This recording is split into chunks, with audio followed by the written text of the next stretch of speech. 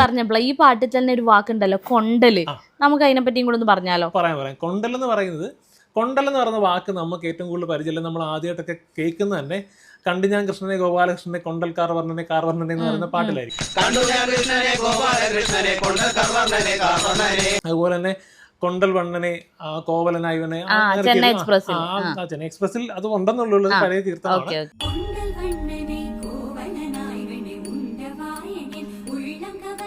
അപ്പം ഇതിലൂടെയൊക്കെയാണ് വരുന്നത്. അപ്പൊ കൊണ്ടൽ എന്ന് പറഞ്ഞു കഴിഞ്ഞാൽ ശരിക്കുള്ള അർത്ഥം എന്ന് പറഞ്ഞാൽ വർഷകാലത്തെ മേഘം, കാർമേഘമാണ്, മഴക്കാർ.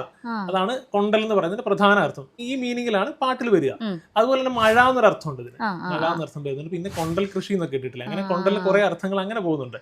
പിന്നെ നമ്മള് പെപ്പയുടെ സിനിമയ്ക്കകത്ത് കൊണ്ടൽ വരുന്നത് കാറ്റ് എന്നുള്ള അർത്ഥം, കിഴക്കൻ കാറ്റ് എന്നുള്ള അർത്ഥത്തിലാണ് കൊണ്ടൽ എന്നുള്ള പേര് വരുന്നത്.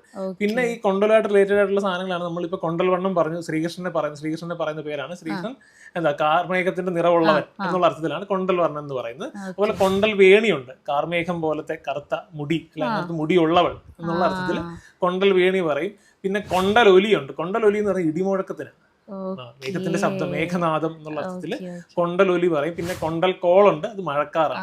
ഈ പാട്ടിൽ അങ്ങനെയാ പറയുന്നത്, കണ്ട നേരം കൊണ്ടലായി. അതെ, കൊണ്ടല് മിന്നലായി, കൊണ്ടല് മഴയും ഒക്കെയാണ് കൊണ്ടൽ. കൊണ്ടൽ പ്രധാന അർത്ഥം പറയുന്നത് മഴക്കാറാണ്. Okay, thank you. കൊണ്ടലായി കൊണ്ടലിൽ മിന്നലായി.